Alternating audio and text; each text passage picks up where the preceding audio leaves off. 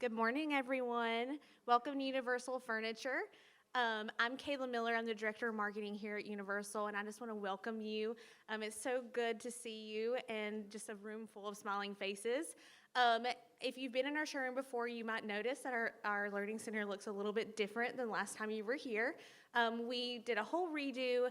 The lighting sponsor in here is Regina Andrews. If you have time to go check them out, they're located in the IHFC on the first floor.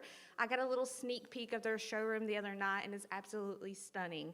I want to not take up too much of your time, but I want to tell you some new things that we have going on here in the Universal showroom. So we've introduced 2 new collections this market, Montclair, which is located on floor 2, and in addition to our licensed collection with Coastal Living Magazine on floor 3, Oasis.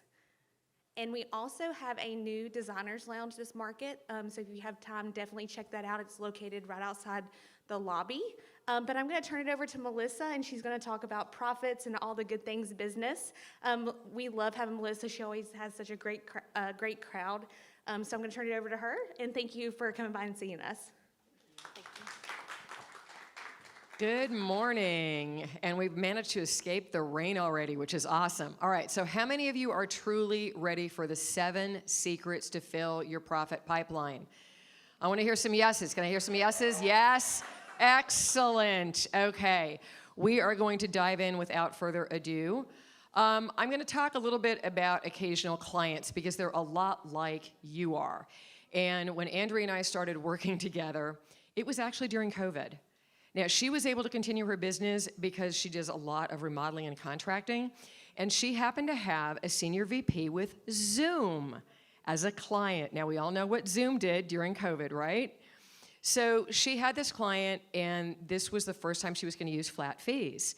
So I ran the numbers with her, and before I did that, she said, I'm going to go in at $750 a square foot. I said, no, Andrea, you're much too low. You need to be double that. She literally, in our Zoom coaching session, started to get dry heaves. And I'm like, whoa, hang on. Can you get to $1,350? Wasn't more than, $150 off, but she couldn't get any higher than that. So she went in at $1,350 a square foot. She called me when she finished the meeting with him. I said, how did it go? She said, he wrote the check. I said, well, great. I said, did he ask you anything? She said, well, he asked one question. I said, what was it? She said, what was the basis for my fee? And I told him $1,350, and he just whipped out his checkbook, and I said, we left money on the table. But she couldn't have gone any higher. And this happens a lot with designers first time with flat fees, because I have 3 flat fee formulas included in today's presentation. I wanted to bring that up. And the thing that I want you to understand is she's in love with her business again. That's my goal for all of you. If anybody here isn't currently loving their design practice, we're going to fix that, all right? So this is the framework that we use with all of our clients. We used it with Andrea. We have client attraction system, money system, freedom system comes from systems and processes, talent system, and scale system. You need all 5 of these, and they are all tied in together. So that really makes a difference. Now, I want to share a little bit about your value, because too many designers are waking up on any given Tuesday in a confidence crisis, okay? And this is just 18. You actually have 36 hats, and I was thinking about it this morning, and I thought, wait a minute, they've got closer to 40. Because if I include moms, dads, sisters, brothers, aunties, uncles in those hats, and I should, and can anybody tell me here what's missing from this list that's really obvious? Designer, exactly. I didn't even include designer. So you're wearing 36, you're actually wearing 40, we've decided, hats. All right, I'm only going to share these 18 with you here today. But I want you to just for a moment think for a second, she's right. I am a materials master, right? A lot of you are doing project managing even when you don't want to. Some of you have done contracting. I know I have. GC'd out of Atlanta. Color expert. Everybody in this room is a color expert, right? You see some nods, yeah? All right, how about a psychologist? Yeah, and you're not getting paid for that one. Psychic, you got to climb inside the mind of your clients and the contractors, and that can be a dark and scary place at times, okay? Then we've got peacemaker, because you got to keep your clients together during the reno, the remodel, or the new build, right? We got furniture designer, space planner, that's a no-brainer, fabric magician, mood maker, lighting designer, purchasing agent. Now, I was a purchasing agent for 5 years, moved cities, states, and companies in hospitality because I have a degree from Cornell University in hotel and restaurant management in addition to a degree in design. And if you ate it, drank it, wrote with it, or slept on it, I bought it. So I know sourcing, I know purchasing. It's my superpower, which is why I lead a tour on the Friday before market. You're a team leader, even if you've got a team of one. If you have one intern, if you have a part-time VA, you also have reps, you have vendors, you have workrooms, you have installers, you have artisans, you have craftsmen. Those are team. Those are team that took me with just one full-time assistant and an intern across 7 figures. Okay? I believe in boutique firms, big time. Really makes a difference. Time management ninja, if you're not there yet, you can get there still. Resource professional, you're here, learning that now. You're at High Point, best place to be. Creative genius, can I get all of you to repeat after me? I am a creative genius. Come on, say it with me. I am a creative genius. Yes, okay. Marketing maverick, and that's the one you enjoy the least. I get that, but you gotta do it. So I want you being aware of your 6 design value factors. Your hats, your team, your resources, your talent, your experience, and your education. When I say your education, it does not matter what degree you have. You do not have to have a design degree. I know that may shock you, but it's okay. When you come in from another field, you have a whole gold mine to bring into the business. Do not discount it, do not leave it out. And if you're School of Hard Knocks, that works too. Okay, so we all have education at this stage in life. You need to be aware of these. Every time you're putting together a letter of agreement, every time you're writing an invoice, I want you remembering your hats, and I want you remembering your value factors. So you stop discounting, okay? Everybody's done it. Design is a short-term investment with a very long-term ROI on it, okay? The ROI on design is 15 to 20 years. Do I have any New Englanders in the room? Can I see a show of hands? New Englanders. Okay, so you New Englanders, hang on a minute. Do I have any Midwesterners here? Okay, excellent. So the Midwesterners and the New Englanders, your ROI is longer. Your ROI is 20 to 30 years because the folks in New England, the folks in the Midwest hang on to things a lot longer. So that's a big plus. Keep these numbers handy. You want to be able to share this with your clients when they start pushing back on the investment. Watch my word choices. I'm very strategic. You will never hear me use the B word. Anybody know what the B word is? Boom. Erase it from your vocabulary. It's invest, investing, invested, investment. Even if the client's calling it a B word, you can say, you know, actually, design isn't a budget. It's an investment because you're going to be enjoying it 24/7, 365 for the next 15 to 20 years. 20 to 30 for my New Englanders and Midwesterners, okay? That really matters. And get focused on the functionality of the spaces, not the individual pieces. Your clients are not equipped to make decisions about individual pieces. They're equipped to make decisions about whether the pieces you've selected in the context you've placed them are going to deliver the desired impact. So a place to relax, refresh, and recharge is a bath. Now, some people think it's a bedroom. Some people think it's a living room. That's fine. You can use the same words, but a place to nourish and create, kitchen. And then a place for romance and connection. Well, it could be any room in the house, actually, but we're going with primary bedroom. We don't want to limit our clients, okay? And then a place to entertain and celebrate can be a dining or a living.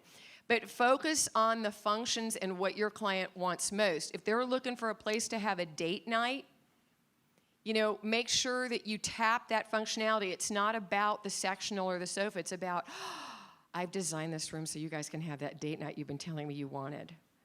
Okay? Then they feel heard, understood, valued, and cared for. Those are the 4 things every client wants to feel: heard, understood, valued, and cared for. Really makes a difference.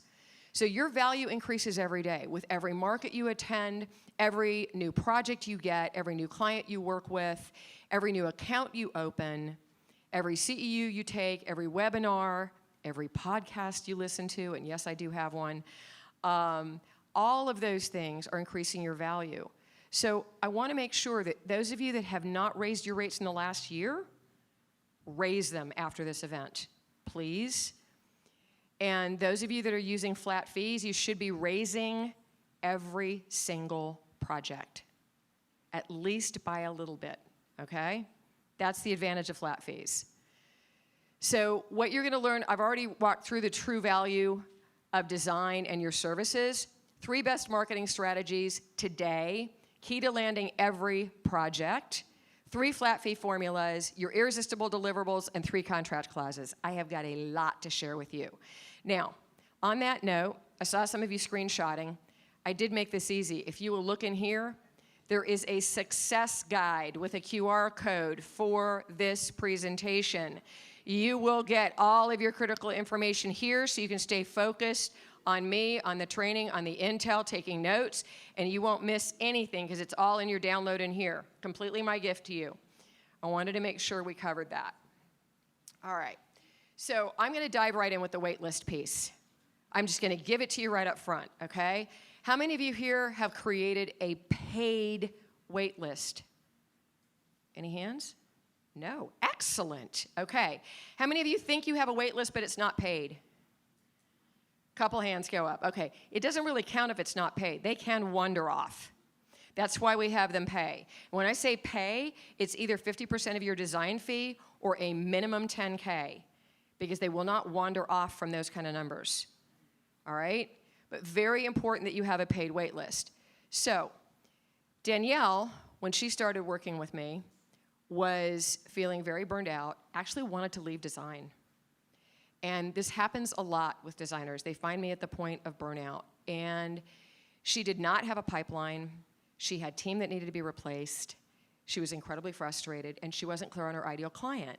Once we nailed down her ideal client, we put new marketing routines in place that you're gonna learn today, and we gave her flat fees. She actually booked out her VIP paid waitlist for 6 months, and she's kept it going. I have a couple of clients right now who are 9 months. One's about to hit 12 months. I had a client who walked into this year with 7 figures on the books for the year already. This is entirely possible. And I do this so that you can manage your workload. I know it's hard to say no to clients when it's a really exciting project, but you're already full. I want you to say, we're gonna be launching new projects June 15th, 2025. Are you available to wait for us? Many of them will say yes, and it will surprise you because it creates a fear of missing out when you are not available immediately. That's really powerful, that FOMO feeling. They like being on a VIP wait list. Now, let me show you what the steps are. You establish your next project launch date like I just did. Now, I could have said, we'll be launching new projects. You never say, we're not taking on new projects. Never. It's we're launching new projects or we're launching our next project and a very specific date. Could be August 10th, 2025. How cool would it be if you were able to say January 2nd, 2026? Anybody like the sound of that? That'd be very cool. All right, so find out if they'll wait, which I just handled that one, okay? And if so, you take them through your design discovery process. Now, you're gonna learn a little bit about design discovery here today. So that makes a big difference. Agree on scope of work, provide your letter of agreement, okay? And then take 50% of the design fee or minimum 10K. Launch on the date as promised. You cannot move them around. That's rude and thoughtless. Please don't do it. Now, if they're unable to wait, the only way you can take this on is if you embed a serious rush fee, because they are gonna tip over your workload. They are gonna put you in overwhelm and overload. They are gonna put you stretched thin running hard. I'd rather you didn't do that, but you have the option if you need it, okay? Is everybody clear on this? Okay, I literally had a designer that I had a conversation with in one coaching session. 2 days later, got a text saying, can't thank you enough, Melissa. Instituted that already. We just landed 2 clients onto our VIP paid wait list. with six-figure fees. This is simple. It doesn't have to be six-figure fees, be whatever fee structure you need, but I really want you to do this, okay? Now, this is the same QR code that you have. I'm sharing this periodically in case you go back to screenshotting, because between you and me, I've done the screenshotting thing too a lot, and I never go back and look at them because I can never make sense of what they were. So that's why we're going to do that. So what's working in 2025 in marketing?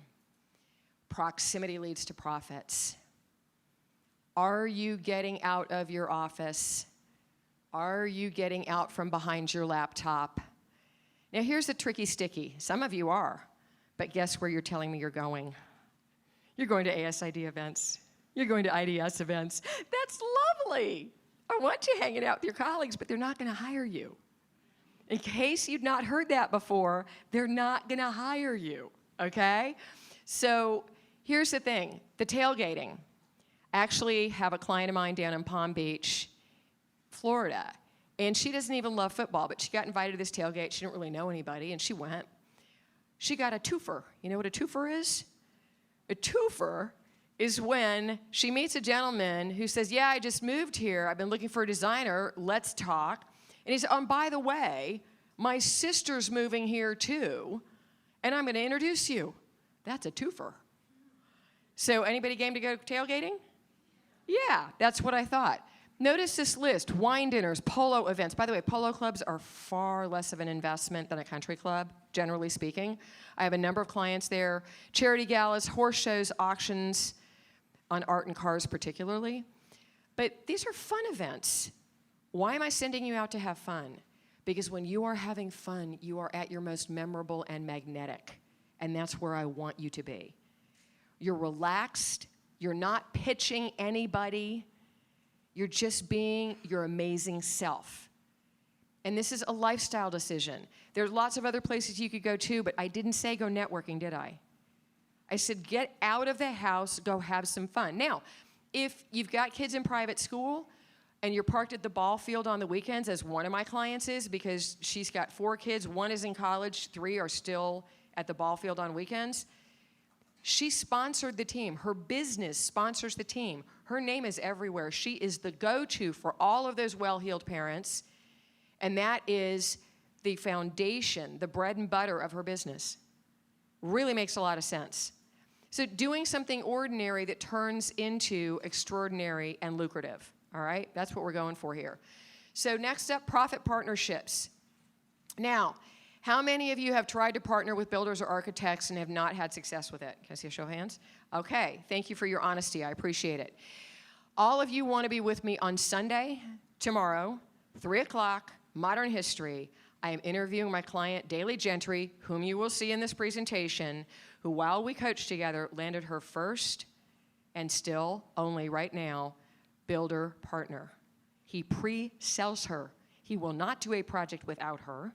She takes no more small projects, which she was buried in when we started coaching. Her projects now are 10,000, 15,000, and 20,000 square feet. Okay? She handles 3 to 5 a year, and it makes an enormous difference. She never pitched. Never pitched. The builders, the architects, the contractors do not want to be pitched. Many of them have been burned. They're not women. They're not going to gossip about it, so you won't find that out. But you have to build a relationship. And I'm interviewing Daily to share with you how to do that process, okay? And that's tomorrow, 3 p.m., Modern History. It's going to be epic. She's really put together a beautiful package of what you can do to do this, including a spec book. Her process is so tight, the builders' deliverables are improved by her process, and that's a linchpin piece. They all want that. So this is about building revenue relationships, not drive-bys, okay? Relationships. Ditch the pitch, skip the sell. Build the relationship. Very, very important. And builders and architects tend to be the front line for many, many clients, especially at the high levels. They're going to hire them first. I know they should hire you first. I get that. Unfortunately, our industry has not been good about educating that.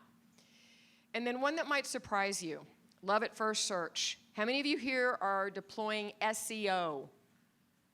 Excellent. I love seeing that many hands. I'd love to see the whole room next time. All right. How many of you have optimized your Google My Business? Ooh, not enough hands. How many of you even know that you have a Google My Business?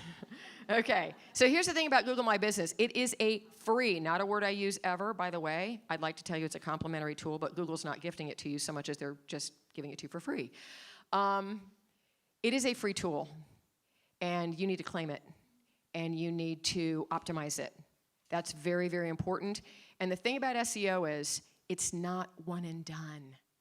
So even if you have an amazing website designer, and there happens to be one in the room that does SEO, it's not one and done. You've got to do it on a continual basis. You can hire it out. It can be a very significant investment, and it may not kick in for 3 to 6 months. So you have to be prepared for the long game. But if you have the right person doing it, it can make a massive, massive difference. You can DIY it. I'll actually give you a resource right now. ShawnJoshi.com, ShawnJoshi.com.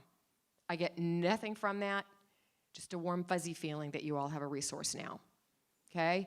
He actually sells his program for $77 whopping. And he makes it really simple about how to implement on your Google My Business and some other pieces of SEO.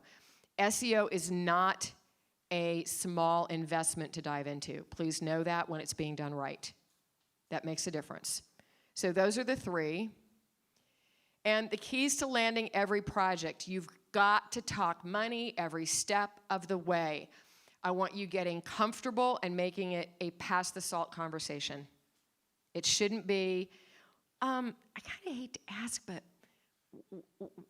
what's your budget? You can't do that.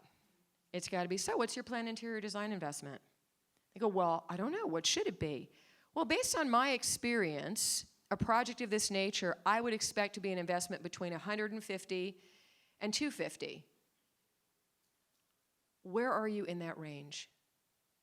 And then shut up and let them tell you. Because they're going to do one of 3 or 4 things here. One is, $150? Okay, they might not be in your ballpark. All right, they could go, oh, well, $150, that was about the top of where we were thinking we were going to be. They could say, we'll be okay to $200. And my favorite, I've had a couple of clients this has happened to. It's so rare, but it's kind of fun. They go, oh, $250? We'd earmarked $400. Don't do that in front of them, by the way. Don't do the cha-ching in front of them. Get to your car, roll up your windows, and then you can cha-ching, okay? But seriously, do not avoid these conversations. It is going to kill you if you do. So your Golden Door qualifier, this is your website inquiry form. If your current form is asking for name, email, and message, you're in trouble. It has to be far more robust than that, far more robust. It needs to be in-depth. You need their address. You need their project address so you can go check it out on Zillow and Realtor.com. Okay? Don't be shy. Ask for that. If they're not willing to give you their phone number, do you want to work with them? Really? Because email can be a black hole. I had people on my tour yesterday saying, I wasn't getting your emails. They were landing in spam, which is frustrating. So that can happen too. So use a slider. This is the most elegant way I've ever seen a design firm ask for the planned investment. They used a slider, and it's just a plug-in in the back of your website. You need a techie. Don't do this yourself, please. You're designers, interior designers. You're not graphic designers. You're not website designers. Don't go there with me, all right? So this slider is super cool. What the firm did that was using this is they had it at 150, and it went to millions, but they had inched that 150 up to like 362K. And I was like, oh, that's clever. That's really where they want their projects to start. But it was super cool, and it was much more elegant than a drop down with ranges, and it made it easier for clients to get a more specific number. So you might even be able to skip the question, where are you in that range? Because you'll get an actual number. But it doesn't mean that's their final number. That's a starting point. That's a conversation opener. Okay? That's what I want you to think about. And then request their desired start and completion date. And you're requesting those 2 pieces because you need to know, A, will they fit in my current workload?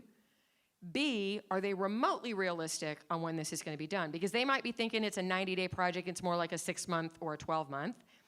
They might be thinking it's 12-month and it's actually going to be a 6-month project. That would be rare, unusual, and what a gift. So there you go. Lot more questions to include in there. In-depth Zoom consult. Now, notice my words again. A lot of you are calling this a call. A call is one of those 4-letter words, kind of like free, that has 0 value. But when you call it a Zoom consultation, it elevates it, repositions it, and has great value. You're establishing trust and building rapport. You cannot do that in 15 to 20 free minutes. Get over it. Invest up to 45 to an hour, or don't bother. I'm being very, very serious. Use the 1/3, 2/3 rule. 1/3 you're talking, 2/3 you're listening. You got 2 of these, 1 of these. Use them in proportion, please. Make this all about them. Every time they ask about your process, yes, you can tell it, but I always lean in and say, gosh, I'd love to share that with you, but before I do, I want to find out more about your project, your lifestyle, your priorities, and I want to know the trigger that brought you to this moment that you're ready to do the project now. How many of you know the trigger that brought your client to the point where they're like, I've got to do this project now? Because if you don't, you're missing out on a critical piece of intel. That's the button you get to tap when they start backing up or they start getting frustrated. You say, remember, we're doing this because, and they go, oh yeah. And you're going to be enjoying it 24/7, 365 for the next 15 to 20 years. So all of that adds up. And confirm their interior investment. You're confirming every step of the way. Then you've got a fee-based in-home. From the Zoom, you get to decide, do you want to go further? You get to decide. It's not just up to them. This is a two-way street. If you saw red flags, bow out gracefully. Gosh, I am so sorry. My assistant just texted me, and we've just been green-lighted on a very large project. We won't be available for the next 2 years. You got to say something really impossible, because I had one client say 9 months, and the woman said, oh, wait. And I'm like, oh, my God, I hope she doesn't wait, because she's a nightmare. So you got to be really careful about this, but you can extricate yourself. So here's the thing. When you get inside their home, which for me, if I'm teaching it at $750 to $1,250, actually, I do have a client getting $1,500 per one of those, which I love. Compliment something. Find something to compliment. I know this can be hard. I know it can. But if it's the family portrait over the mantle, compliment it, okay? Even if it looks weird, even if it's like distorted somehow, the things we see. Agree on priorities, but still view every room, because you want to provide a written report that has your bullet point recommendations on every room. Not spaces, rooms. Spaces is the word we use. That's trade talk. You need to use the word rooms or interiors when you're talking to your clients. Okay, don't go into trade speak. Not a good idea, okay? Agree on the priorities, ask questions, provide expert designer recommendations, not ideas. Ideas have no value. Expert interior design recommendations are priceless, and you're getting paid for this, okay? Be of value, affirm their interior investment again, okay? You can't have too many conversations around money. I can't tell you how many designers I coach come to me, and they're missing the one piece of intel I have to run numbers, which is the client's planned investment. If you don't have that, I'm not going to run numbers, because you're going to put numbers that they've never heard before in your LOA, and you're going to get a no. And that was your responsibility, because if you'd known their numbers, you would have known up front whether it was going to be enough to work with you or not, okay? Now, if you want to back off of a minimum, you can do that. You definitely can, but to start with no numbers does not work. All right, so Lindsay was not using flat fees when we started coaching, and Lindsay also was frustrated. She's married to an entrepreneur. She has 2 young kids, and her business was gobbling up a lot of her time. But what I loved about Lindsay is it took her 2 months to land her first flat fee client. I got the text, $62K design fee. I'm like, yes. 2 weeks later, she blew me out of the water when she texted me again and said, Melissa, I just passed it, 93K. Oh, yes. So the numbers are larger because you're getting it all up front, okay? Don't let that intimidate you. Clients prefer it. It helps them manage their investment much more effectively. It truly does. And you're actually making more than you would if you were hourly. And I've got you protected. You'll see that. So she's added team selectively. She knows who her clients are now, and she stopped sacrificing. This is all about ending the sacrifice.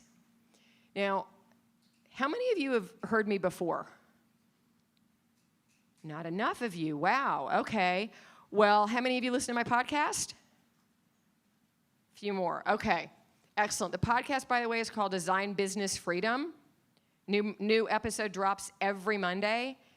Rumor has it, it's one of the meatiest, heartiest podcasts out there for designers. If you disagree, let me know. Your success really is my mission and my goal. I was talking to a couple of designers yesterday, and I said, you know what drives me is your success. And I'll give you a little, for example, of that. A client of mine, Julia, out of Chicago. When Julia and I worked together, she landed her largest project ever, $200K flat fee investment. It was like a 20,000 square feet. It was amazing. And a year later, she got in touch and she said, Melissa, I have to let you know that enabled my business to provide the down payment on our first house.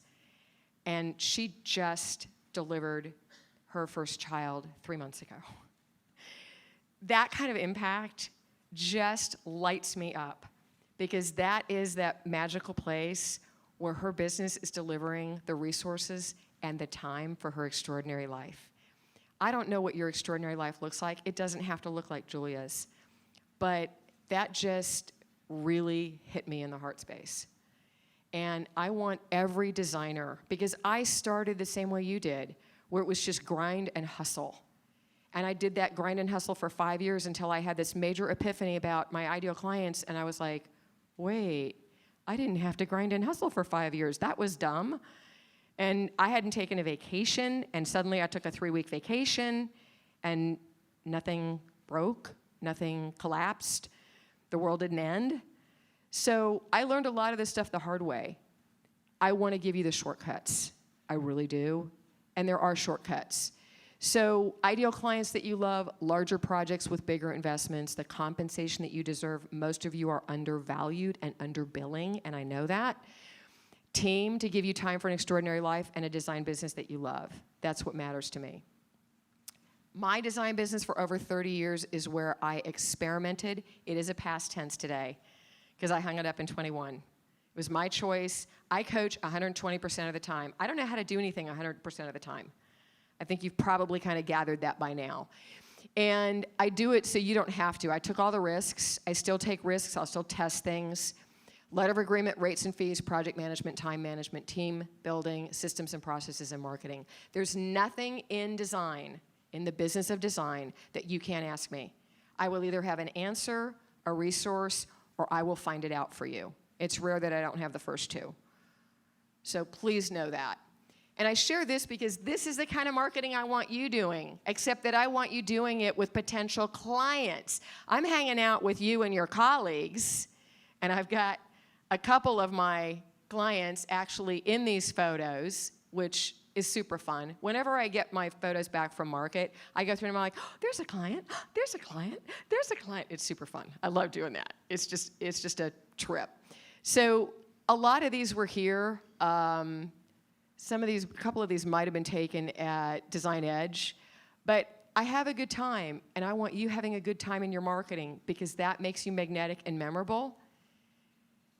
And that's when you're at ease and you're not pitching and worried about, I gotta sell them. No, build a relationship. More money will flow to you through revenue-based relationships than any other channel, guaranteed, okay? Now, one size does not fit all. I have a very deep and a very wide tool belt. And I customize my solutions, my systems to each and every design firm that I work with, okay? You are each a unicorn, and you deserve customized solutions. I never force a fit. If a client of mine looks at me and says, oh, Melissa, I don't know, that marketing strategy doesn't really resonate with me, what else you got? I'm like, I got B, C, D, E, we can get to Z. We don't usually have to go past about D or E, but we can, not a problem, okay?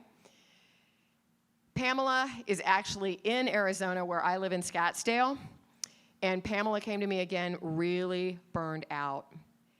Didn't have the right team in place. We had to flip the team, which frequently happens, but she managed to triple her revenues in 12 months. And here's the fun part. I ran into Missy down here on the bottom of this banner yesterday. She looked at me and she said, Melissa, I gotta say thank you again. It's been about a year since that testimonial. She has tripled her revenues and her profit. And she is opening a second studio. Her first one is in Florida. Now she's opening one near Highlands, North Carolina. I could not be more thrilled, and she's gonna bring me in and do training with her team. So I'm just like, oh, yes. So the results have a long tail value, a lot like your value in design. Coaching is a short-term investment with a very long-term return. It's very similar. So flat fees to maximize your revenues. How many of you are on flat fees right now? Okay, if I asked if you were happy on flat fees, would the same hands go up? Okay. Sometimes I get people who aren't doing the right kind of flat fee formulas, and it makes a difference. So they work for all interior design projects. They really do. They work whether it's a new build, whether it's a remodel, whether it's a reno, whether it's finishes, fixtures, and lighting, whether it's by the room, or a combination of any or all options. It can be done on a scrambled egg project. It's a little tricky. I help with all of this. So here's what I gotta have. If I'm gonna run numbers with you, it takes me, by the way, 7 to 10 minutes. Usually takes a little longer if you're getting dry heaves or emotional, okay? Clients plan interior investment, number 1 on the list. I have to have this. You must have this before you ever start running your numbers. It's crazy to do it without. Estimate of design time for the project. This is a backup method, okay? I'm gonna pad you appropriately at 1.5. Value of the home by square foot, it's on Zillow or Realtor.com. Square footage of the project, if it's not by the room. If it's by the room, I need a list of rooms, and then I need your scope of work. Your scope of work should be by the room bullet points. Don't give me any novels, totally unnecessary. Always apply a minimum of 2 formulas for verification, okay? Dailies who you're gonna meet on Sunday. Daily quadrupled her revenues in only 9 months. A lot of that had to do with that builder. The first project came in at 126, the second one was over 300 in design fees. That's design fees only, that doesn't count furnishings, which showed up a year later, because these were very large new builds. So if that sounds appealing, come see us on Sunday. But she wasn't earning enough for the time she was putting in. She was the bottleneck in the business, and we had to flip her team. And she was trapped in saying yes to everyone. Now she's gotten very selective. And it was funny because during this time, she came to me, she said, well, Melissa, there's a small project, I think I'm gonna take it. And I'm like, what? Why would you do that? She goes, well, you know, I'm used to doing that. And I said, Daly, that's an old habit. It's an old way of doing business. Do you want that project? She said, no, not really. I said, then graciously say no. So a lot of what you're doing is a habit. And I want to show you new and better ways to do it, where we can break those habits that are holding you back from what you most deserve, and we'll move you into a new level of revenue and profit and happiness and fulfillment in your business, okay? So it makes a difference. And she's a very quick goal achiever. She's a rapid action taker. That also made a huge difference. So you don't need that one. Percent of project cost. Okay, here's the thing about percent of project cost. I love this method. It's super simple. It's a 1-fee method. You're not going to get a procurement management fee. Your markup is already going to be embedded in this. But you have to make sure that you're going to get the accurate numbers from the builder or the contractor, or you've got to be GCing. Now, I've done this in Atlanta. I was there for 30 years. and I GC'd my own projects up until about 2010. Then the laws changed, and I would have had to have gotten a GC license, et cetera. But because I was able to do that, when I ran my projects, and I did 30% on all materials and all labor, 30%, and got it. And I turned my projects in 90 days, always. I could not turn projects in 90 days if it was not my team. If the client brought in their own contractor, I would never hit that deadline. So you want to be aware of this. It's clean and simple. It mirrors architects and builders and contractors, grows when the project grows, which is really, really great, by the way. It does require minimum project size. So if you're in conversation with your client, they're ready to move forward, you want to put the LOA together, please make sure you put a minimum design fee in there, or client must invest a minimum. I prefer a minimum design fee, because that way, if they, after getting you on board, play slice and dice, which sometimes they will, it'll catch you off guard, they'll start to reduce the project, you won't bottom out. You'll still have your minimum protected because they will have signed on the dotted line for it. Okay, so that's really important. It's not finite for the client, but most clients are smart enough to figure that part out, so you don't bring that up. This is the math. It's super simple. Let's say the project is a $250K remodel times 0.2, 50K project fee. Okay? Now, if you want to take a higher percentage, you absolutely can. If you want to try to stack procurement on there, it feels a bit like a double dip to me, so I'm uncomfortable with that. Now, my personal favorite is square foot. All designers love this. You cannot use this for an individual room. Please don't try it. You will lose your shirt. Individual rooms are too small, okay? You need to have either the whole first floor, the whole second floor, the whole terrace level. If you had 3 rooms and they were large enough, you could maybe do that, and maybe include some hallways and some closet spaces or a lofty area sort of thing. You could pull that off, but you got to be careful. So again, it's very easy to calculate, find out for the client, flexible per project, define your deliverables, and I'm going to show you deliverables. No room to grow it, unless it's a change order, which you absolutely can do. They want to push out the back, they want to pop the top. You can do a change order for that. Now, Danielle, who you've already met, she holds the record for the highest square foot design fee at $35 a square foot. I've had designers with multiple $1-million properties trying to get above that and could not, which was very interesting. The numbers, if you're doing finishes, fixtures, lighting, $7 to $10 a square foot. Okay, this works across the country, I promise. If you hear numbers that are $2 and $3 a square foot, that's commercial rates. Those are not residential rates. And they go with a lot higher square footage numbers, okay? For remodeling, you're gonna be including finishes, fixtures, lighting, and remodeling, because that's incorporated in there. You're usually between $13.50 and $19.50 a square foot. And then if you have furnishings on top, your furnishings are going to be 7 to 10 or more on top of that. So you can just stack it. If you are leveraging flat fees now and you are not getting a raised eyebrow, a pause, a sharp intake of breath from the client, some indicator that you've hit a limit, you're leaving money on the table. I guarantee it. Just because they pause doesn't mean you need to negotiate, by the way. So don't anticipate that. Anytime you negotiate, you must remove scope of work.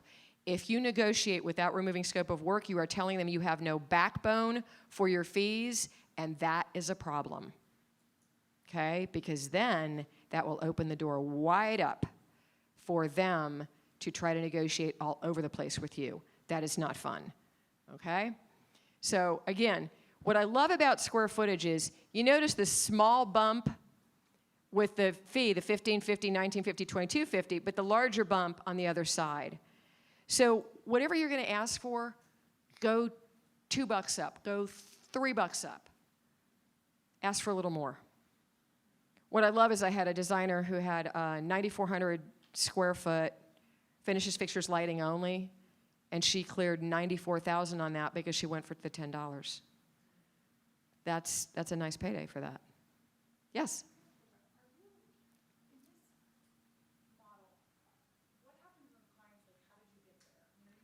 Oh, yeah, you can share your numbers, absolutely. That's what makes this one so easy. And they're not saying, well, I'm really just hiring you to do 3 rooms. Why are you charging me for 2,500 square feet? Well, no, you can't charge them for 2,500 square feet if you're only doing 3 rooms. I thought you said, I don't If you have 3 rooms, you have to take the square footage of those rooms. You don't get to charge them for the whole house. Sorry about that. don't do the rooms, you'll lose your. No, what I don't want you to do, generally speaking, I don't want designers using square footage per room. It doesn't work out very well. I have per room fees coming. Okay. They're next, okay? So is this making sense to everybody? Yes, ma'am. I just want to clarify, this is really for, in your mind, a luxury client, correct? No, I've got designers using this across the country, whether they're at the middle or the top. And I don't want anybody below that. Below that's Pottery Barn and Wayfair. And there's no point in working with a client if it's Pottery Barn or Wayfair. Because I'm in the Midwest. Yeah. I have clients in the Midwest using this. Like, if I brought this fee structure to our Midwest clients, they would toss me right out. Okay, we probably do need to have a conversation. It's all in how it's positioned and framed. It really is. This isn't gouging in the least. You could compare this to hours. I would take this and stack it up against your estimate of hours. Yeah, I want to take a look at that. And then I'd even show that to the client if I needed to. And say, here's the estimate of hours, here's the estimate of this. You see how close they are, and you'll be able to manage your investment, and there won't be any surprises. Because the thing about hourly is those surprises. 1 month it's $3,000, the next month it's $30,000, the next month it's $13,000. Yikes. That's hard. And then you have all that detail so they can ask you questions that they're not qualified to ask. Yikes, I don't want that either for you. I want you reclaiming your days every week from all the invoicing and the hourly. All the firms I know that hourly invoice, the principal is going into every invoice and discounting it. Please don't do that. Please don't. Okay? So per room fees. Now, fixed design fee per room, 25 to 45% of product purchased through you at your cost, no splitting of discounts, also known as the procurement management fee. That goes on top. Now, if you don't want to do a procurement management fee and you just want to tell them it's, I hear the term reasonable retail. I think it sounds so funny because it doesn't mean anything. But if you want to use that, you can. If you want to use retail less 20, if you want to use MSRP, whatever you want to use is up to you. I could do a whole training just on that piece, but I'm focused on design fees today, okay? Now, here's the thing about per room fees. You can put them on your website. Sarah Lynn Brennan did that for a very long time, per room fees on her website. And people would, oh, I'd like 3 rooms, and they'd purchase them right there. Yeah. Yeah. Yeah. Yeah. Just the design fee. Procurement management is a whole separate fee. Yep, whole separate fee based on the product. All right? Now, here's the challenge. You got to be careful of this multifunction paired rooms. If somebody comes to you and says, this is my great room, and it's actually not their great room, it's their dining room and their living room combined. That is 2 rooms. 2 rooms. And you need to very gently and politely explain that to them so that you're not doing 2 rooms for the price of 1, okay? You also got to be careful of hallways, closets, landings, and lofts. Those are often these little nookie places that deserve a little extra bump in that design fee, okay? So here are the rates. Now, these are ranges, not limits. I have designers who get $10K a room, and I'm never going to change that. I did have a client recently who was getting 11, but her business was dropping off by 50%, and it started dropping off because she'd gotten too high for her market. And I said, yeah, I think you might want to come down a bit. It's very rare that I bring anybody down, but in this case, I had to. So do these ranges make sense? Do they look appropriate? Do they look a little higher than maybe what you've been doing? No? In some cases? Excellent. Yes, in other cases? Yeah. I would imagine that a client might say something on the lines of, where are you basing this? Is this because it's more of a high traffic space that you feel like that the living range is? No, you can simply say historically. We have created our room ranges based on our extensive history of clients' living rooms, of clients' primary bedrooms, of clients' dining rooms, etc. Just say it's the history. Yes, ma'am. Mhm.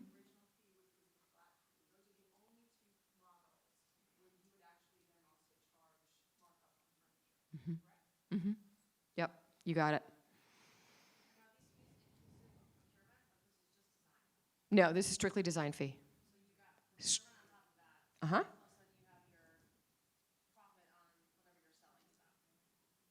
That's in your procurement management. That profit's in your procurement management. Yes, ma'am. Okay. Give me a second. Let me go through this, and then I'll answer the kitchen and bath question, okay? Okay.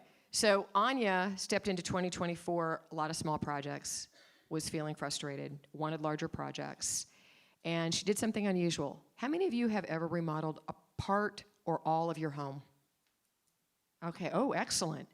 So Anya took the part of her home that she remodeled, and she offered to show it firsthand to potential clients. That level of vulnerability served her extremely well. She landed 3 large projects, all 6-figure design fees, in the space of 6 weeks. It was incredible, absolutely incredible. But that level of vulnerability is a very big deal, because when a client comes to you with their home in their hands, it's like, can you help me with this? It's like their external heart.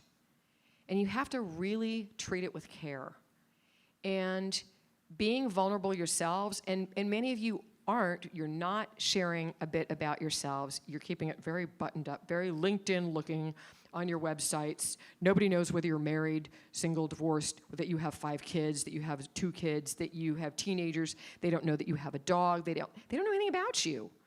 I could swap names on so many bios on websites and it would look the same, seriously. You've got to start sharing more of yourselves so that clients get more comfortable. They're hiring you as your personality, your values. They're looking for a personality and values match. It's really what they're looking for. Because you're climbing inside their inner sanctum, their home, for a long stretch of time. So that made a huge, huge difference. And the funny part was, her first one, I gave her the fee. It was $106. She brought it down to $92. She couldn't ask for $106. So I'm used to that. It just happens the first time. Second time is easier. Third time is a breeze. You just have to get used to larger numbers. And she did get to design her business her way. And it's completely transformed everything for her. She made her first hire. So all of this makes a difference. It all adds up. So irresistible design deliverables, I promise I'm coming back to that, don't worry. So your design fee, this is what it includes. If you guys aren't clear, this is really important. This is in your success guide download, okay? All space plans, elevations, drawing details, mood boards, presentations, all project sourcing, okay? Inventory of existing pieces, all of this, and then it stops. It stops at procurement. So if you wanted to include this in your LOA, do it. Let your client know what they're investing in, not what they're paying for, what they're investing in, okay? Is this making sense to everybody? Okay, now, deliverables. This is the linchpin for flat fees. If you are not including this in your letter of agreement, which is the same as a contract, you're gonna lose your shirt, okay? I need to see the numbers out here. Now, you may say, oh, Melissa, I don't do a mood board. Fine, remove it. I don't care. You say we do 3 floor plans, we do 1 floor plan. That's fine. The numbers aren't what's important, except that you need numbers here. Please don't put the word all or any. I've seen designers, I've trained them in this, and they still come back to me with all or any, and I'm like, oh, no, because that opens you wide up to abuse on the project. So numbers are limiters. They're boundaries, down to the client meetings, and up to how long they are. If your first meeting with a client suddenly goes to 3 hours, that's an indicator of what's going to happen going forward. Change order, comp it the first time, and change order all the rest of the meetings in one single change order. Because you never want to do a change order for less than $550. And your change orders are never hourly, they are another flat fee, okay? That really makes a difference. So this is if you have construction, if you have remodeling. Looks a little different. I've embedded some what we call design implementation, what you may be calling project management, but I renamed it because it collides with the builder or the contractor if you call it project management, and the client thinks you're double dipping, you're not. It's design implementation, which ensures the accuracy, integrity, and excellence of the design implementation. Okay? So, 6 contractor walkthroughs. Now, normally I would have it detailed out. I would say 1 plumbing walkthrough, 1 electrical walkthrough, 1 paint walkthrough, 1 wall covering walkthrough, 1 tile. I'd probably have 3 tile. You know, you need to have them all spelled out. And then you could do 3 TBD. I like to call them wild card, but that may not be language that you like or your client likes. So, to be determined. Because you got to have some extras on there, all right? So is this making sense to everybody? Are all my flat fee people already doing this? No, they aren't. Okay, good. Good, good, good. All right, don't lose your shirt. Your italics is your get out of jail free card. You need this at the bottom of your deliverables on every letter of agreement.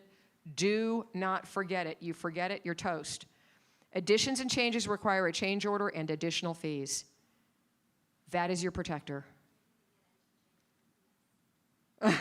What would you like me to answer on change order fees? Well, I am a builder and I do a lot of renovation. So I build that first. Mm-hmm. And then I get into the furnishing. But I always have scope creep, and we get a lot of change orders. So Okay. I'm doing one right now. It's about a $500,000 renovation Uh-huh. furniture. Uh-huh. She probably has 200,000 of that as a change order. Whew. Wow. Because, she starts, it's like, oh, I want to do this, I want to do this. Okay. My next 20 years, this is going to be my house. So Yeah, that's great. I'm concerned about, am I charging them for change orders? I don't know until I have a one-to-one conversation with you whether you are or not. So that's something we can look at. It would be hard for me to tell you just off the bat. And the thing about change orders of that nature, what I would recommend all of you do, and it would be great if builders and contractors did this up front, which is let your client know to always plan for a 15 to 20% contingency factor. It's not going to cover near what, but it would have covered a piece of it, and it would have made the conversation easier.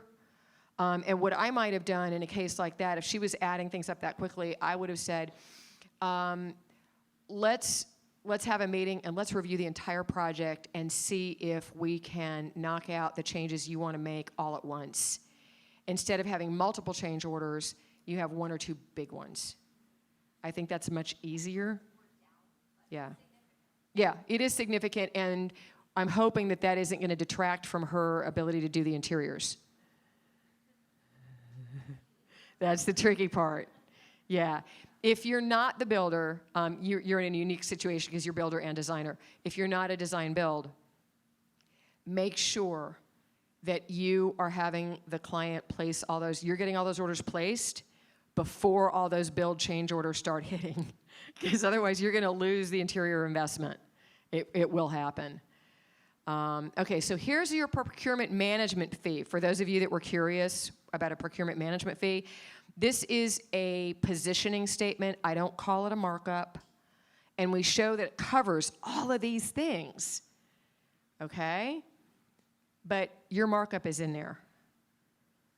Because I have designers who do this at 25, which is too low to me, 25 to 45%. I have several 45%ers, especially in South Florida. Partly it depends on your audience. South Florida can do that, especially if they're working with boomers, because they've done that for years in design, so it makes a difference. But this is a very important list, because if your client says, oh, well, just ship it to me. Just ship it to the house directly. Okay? You can say, well, we've got to generate a purchase order. Do you generate purchase orders? You can purchase some of the goods. I guess you could probably do that online, but they're going to show up with an 18-wheeler and they need a loading dock. I didn't notice a loading dock at your home last time I was there. Have you added that since we last met? Oh, and do you have a trained receiver? 8 to 6 daily? No, it's going to be interrupting your remote working. Yes, I'm so sorry about that. There's a lot of reasons they can't do this themselves. So if you ever hit that limit, you're thinking of a question. Come on.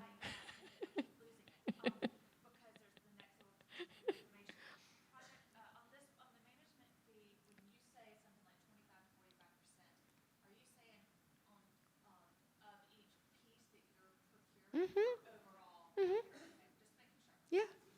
Yeah, each piece. Each piece. It's over the top of designer net. Go for as much as you can get out of your mouth. There are designers who I have to bring from 25 up to 30 or 35 because they just are like, well, 25 is all I could, and I'm like, come on, come with me. You know, it does partly depend on parts of the country and the level of clientele. Yes, ma'am. It's a sofa, and then you're adding a percentage onto it. Yeah. On designer net. Yeah. And more markup, right? No. But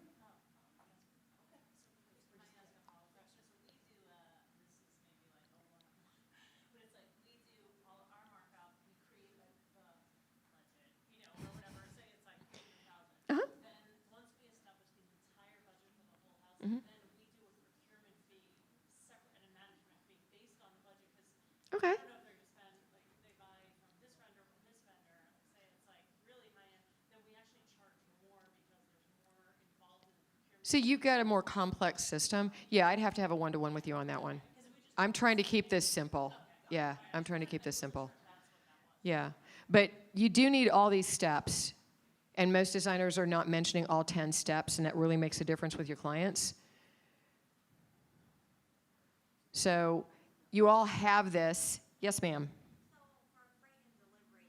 Freight and delivery is entirely separate, and on the East Coast, it's 15 to 20%.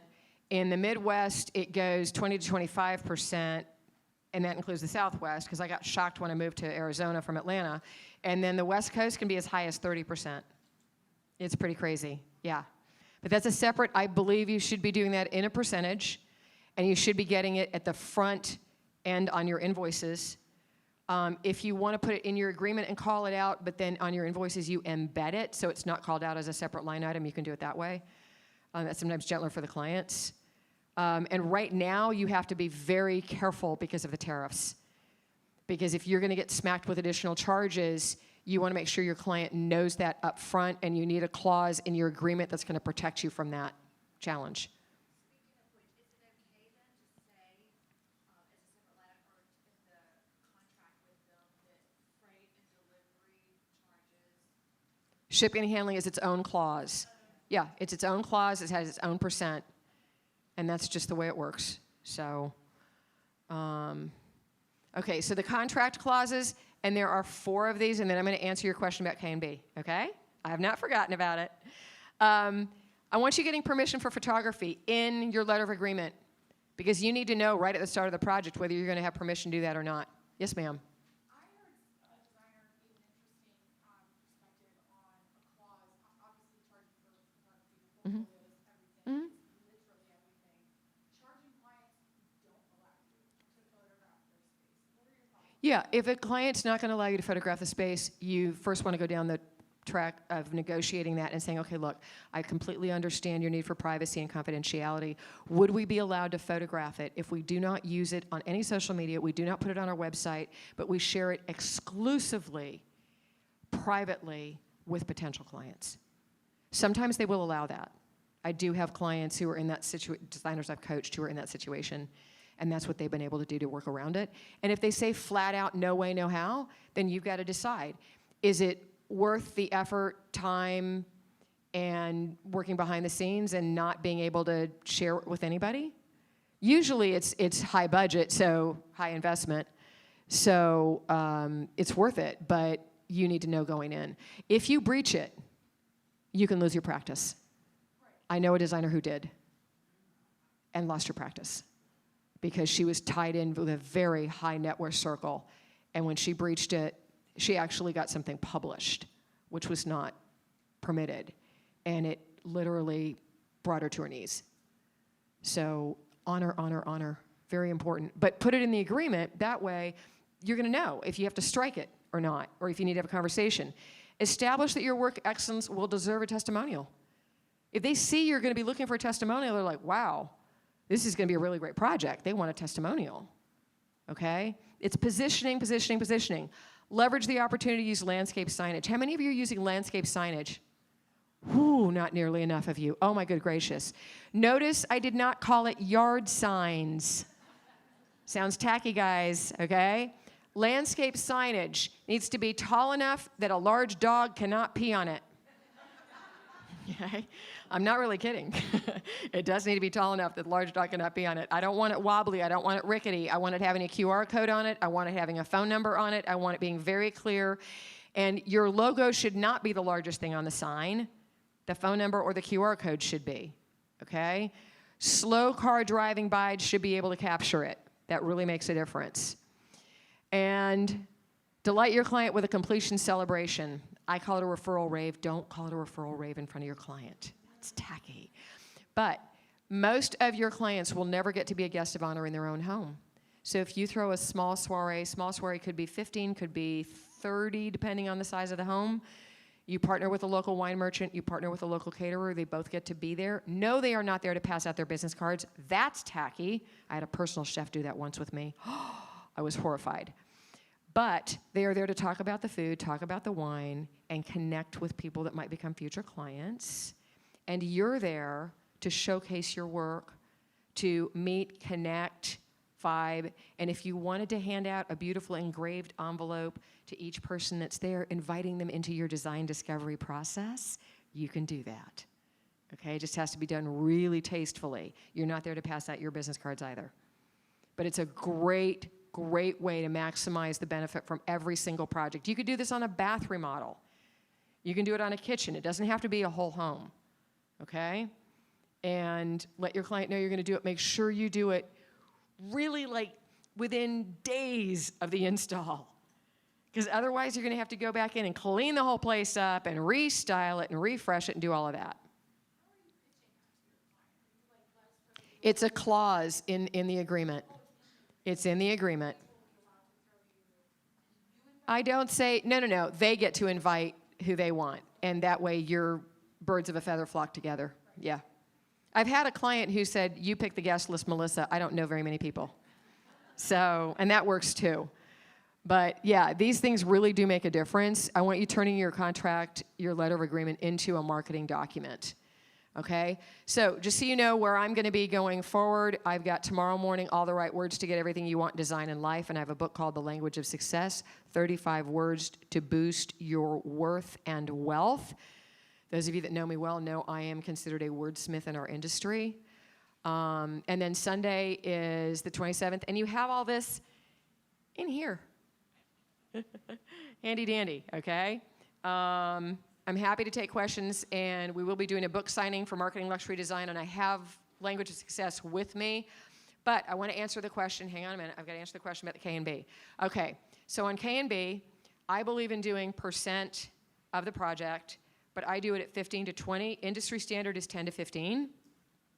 15 to 20 makes a lot more sense because those spaces are what sell the home.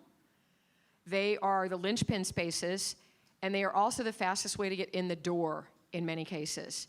So my K&B designers love not only getting in the door and having a higher fee, that makes a lot more sense, but then I teach them how to get the rest of the house and take on furnishings, which is something most of them are unfamiliar with. And so I'm moving a lot of K&Bers into the design space. It just makes a lot of sense. Because a lot of designers do K&B. I did it all, absolutely all of it. I never said no to a piece of it thinking I didn't know it. I was like, I'll learn it. I'll figure it out. So, risk taker. Yes, ma'am. Since I do so much renovation and building, what I've been doing is doing that as first contract and then doing the furnishing, lighting, fixtures, all that as the second one after. Is that a mistake? Is it working? Overwhelmed. Lighting people get overwhelmed. Okay.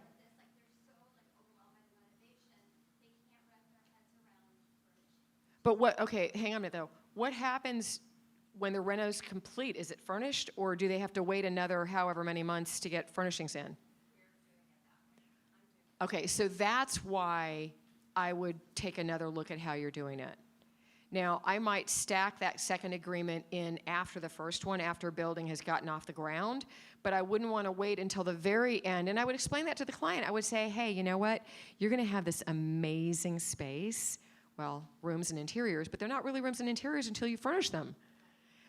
They're not going to be inhabitable. They're not going to be enjoyable. They're not going to be livable without furnishings in them. So let's do the second agreement now, and we'll get everything on order while the rest of the build is taking place. I get it. Okay, are you using renders? Are you using renders? What do you mean by yes and no? Okay, so you are not using photorealistic renders with every piece of furniture in place. That's the missing piece. Okay? If you use photorealistic renders with every piece of furniture in place, every coffee table book in place, I get it, it's hard. Look, I started out and we would get to do styling to the tune of 5, 10, 15, 20,000 at the end of a job because we had all those resources. Those resources are gone now. They disappeared back 2008, 2010. Okay? So you need the photorealistic renders. You really do. That will make an enormous difference because they'll be able to see it from the very get-go. And they'll be like, oh, yes. And what's a lot of money to you is not so much money to them. All of you got to remember, your clients are in different tax brackets. Okay? Sometimes stratospherically greater tax brackets. Okay? So don't make the mistake of thinking that it's a large amount of money because it really may not be at all to them. They can be. They can be. People who are very wealthy can be very frugal. They can usually be negotiated around the frugality. Okay? I'm seeing a whole bunch of questions. Yes, ma'am. So we're going to actually be relocating to Arizona. Excellent. I lived there for a long time. Anyway, long story short, two things off the bat we recommend designer jumping into a new market to do the Ooh. If there's a show house that you can get into, and I don't know that AZ has one of those, I would do a show house if I was entering a new market because it's a good way to get some instant visibility and credibility. Otherwise, I don't know that show houses are all that important unless it's Kips Bay. Kips Bay will land people on the map. So I would get your vendors lined up, and I would target specific neighborhoods, and I would look at doing mailings to those neighborhoods, kind of like what we talked about earlier. But I would do them in a 7 to 12 touches instead of 1 and 2, and I would definitely not space them out by 3 months. These need to be like every 2 to 3 weeks because we're hit by so much intel on a daily basis with social media that we can't remember something that you sent me 3 months ago. I'm lucky if I can remember that you sent it to me 3 weeks ago. So that's why it has to be much more frequent. Tap, tap, tap, tap, tap, tap, tap. Make sense? Okay. Other questions? Yes, ma'am. Uh-huh. Uh-huh.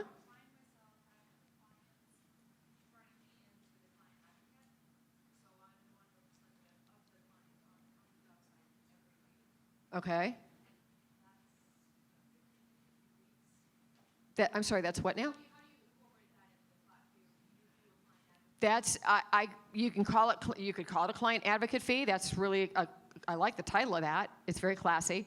You could also make it part of design implementation, but I like the fact that you're calling it client advocacy, and I think you could make it a client advocacy fee, and I would structure it such that you know there's going to be this many weeks of construction, and make sure you have in your agreement that if the project extends, you have to be paid additional to retain that position of client advocate. You can't just, because building will go on. It's not usually ending on time. So that makes a difference. I like that. Does that help? Okay? Yes, ma'am. Does your program include contracting, like contract examples or clauses that you should have? Yes, I have a full right design letter of agreement, and we have everything in there. I'm about to add a clause about tariffs. I didn't have a chance before High Point. Yes, ma'am. What resources do you recommend for, I didn't go to design school, but I want to add value and learn to be an expert in all of Okay. this. What resources do you have for education on the actual design, like becoming a better, more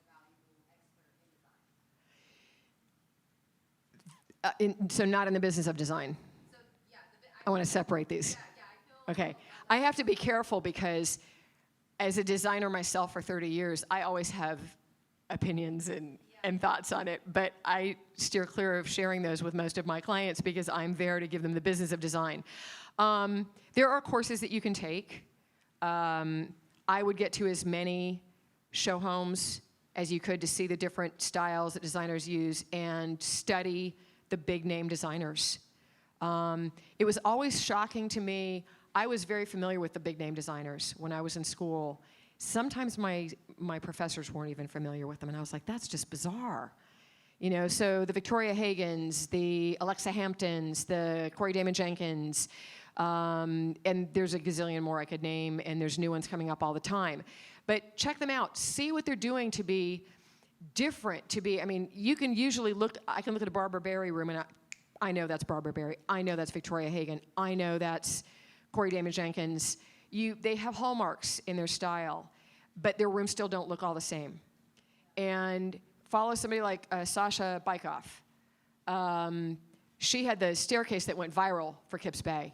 Unbelievable staircase. I mean, took so many risks with that, and I so admire that.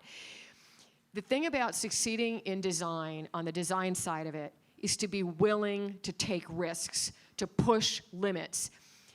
If I were to look back in my 30 plus years, we don't need to know how many plus, the one regret I have is I don't feel like I took enough design risks. Business, yes. Business and marketing are my strong suits, my playgrounds. And, you know, it's interesting because at my 5-year mark is also when I started connecting with other designers. I didn't connect with other designers because I was head down, get clients. And when I did, and we started comparing numbers, mine were 5 times theirs. But it wasn't my talent, and I knew that. I knew I wasn't the most talented designer in the room, but I had the best marketing, I had the best systems, and that made all the difference. But they were struggling because they were taking risks, they were stretching themselves, but they weren't managing their business properly.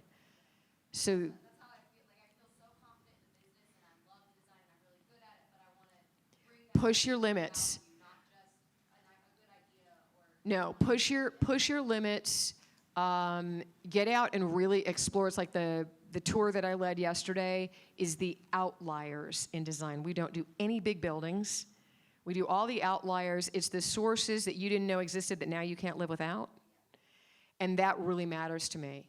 You are only as good as your sources. Universal's a fantastic source, by the way. They are online, and that gets to be a little sticky tricky. But I have pieces from them at home. I have pieces from Modern History at home. I have pieces from Oli Studio at home. So I am here for you all. We are going to move to book signing. We're going to be doing it off the podium here. And if you have additional questions, you know, ask them to me one-to-one. I am here to serve and support your success. I really, truly am. You have opportunities to reach out to me via the back cover of this. This is complimentary. It's not free because it's my gift to you. Free has no value. Another lesson, okay? I always have loads of lessons. But I would be more than delighted to see you on my calendar. I do not pitch. I do not teach you to pitch. I do not pitch anybody. I am there to serve and support you. You will get value in that session. And if we both mutually decide that we want to explore a way to work together, we'll discuss it. If we don't both mutually decide that, we won't, okay? So I am the one that designers have said is pitch free and get so much value, and that's my goal. My goal is to make you more confident and more lucrative and more fulfilled in your business. If you're making a whole bunch of money and you have no time to enjoy it, that's not success. And if by the same token you have too much time and not enough money, that kind of sucks. It's not just about the money, it's what are you doing with it? Are you having fun with it? Are you funding retirement? Are you funding college tuition? Are you buying those red-soled shoes? Are you buying that Birkin bag? You getting that new car? What are you doing with it? Design is an amazingly lucrative profession. Don't let anybody tell you it's not. They are lying. It is very lucrative, and you can make a great living at something that you love. And you're not taking advantage of your clients. I promise you're not. They're hiring you because they don't have the time and they don't have the knowledge. Clients aren't qualified to do design. Please don't let them think that they are. Please don't, okay? You all deserve the very best always.